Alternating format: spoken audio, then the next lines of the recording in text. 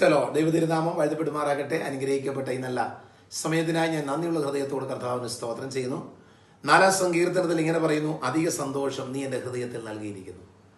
ആരാണ് നമ്മുടെ ദൈവം? അധിക സന്തോഷം നമ്മുടെ ഹൃദയത്തിൽ നൽകുന്നവനായ ദൈവത്തിന് സ്തോത്രം. സ്തോത്രം. നീ അല്പത്തിൽ വിശ്വസ്തനായാൽ അധികത്തിൽ ഞാൻ നിന്നെ വിചാരകനാക്കും. ദൈവത്തിന് സ്തോത്രം. അല്ല, അല്പമേ വേണ്ടൂ. നമ്മുടെ ജീവിതത്തിനകത്ത് അല്പമേ ഉള്ളൂ എങ്കിലും അതിനെ അധികമാക്കി നൽകുവാൻ ദൈവത്തിന് കഴിയും. സ്തോത്രം. അതേ സരാഫത്തിലെ വിധവയുടെ അടുത്തേക്ക് ചെന്ന ഏലിയാവ് പറഞ്ഞ ഒരു വാക്കുണ്ട്, നീ ആദ്യം എനിക്കൊരു അടയുണ്ടാക്കി നൽകുക എന്ന് പറഞ്ഞു. അതനുസരിച്ചപ്പോൾ അതിൽ വർധനവ് കൊടുത്തവനായ ആ വലിയ ദൈവപ്രവൃത്തി. ആകയാൽ ഇന്ന് പകൽക്കാലം നിങ്ങളുടെ ജീവിതത്തിൽ അല്പം സന്തോഷമേ ഉള്ളൂ, അല്പം ധനമേ നിങ്ങളുടെ കയ്യിലുള്ളൂ. നിങ്ങളൊരു ഞെരുക്കത്തിൻ്റെ സാഹചര്യത്തിൽ കൂടെയാണ് കടന്നു പോകുന്നത്. ദൈവം അതിനെയൊക്കെ വിശാലമാക്കാൻ പോവുകയാണ്. ദൈവം നിങ്ങൾക്ക് അധികമായ സന്തോഷം നിങ്ങളുടെ ഹൃദയത്തിൽ നൽകാൻ പോവുക.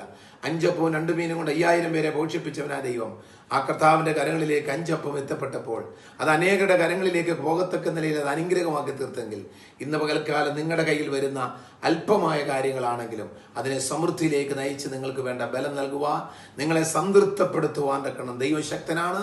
ആ കർത്താവിൻ്റെ കരങ്ങളിൽ നിങ്ങൾക്ക് അല്പമായുള്ളത് ദൈവകരങ്ങളിൽ സമർപ്പിച്ചു കൊടുക്കുക. കർത്താവ് അതിനെ പണിയട്ടെ, കർത്താവ് അതിനെ വിശാലമാക്കട്ടെ.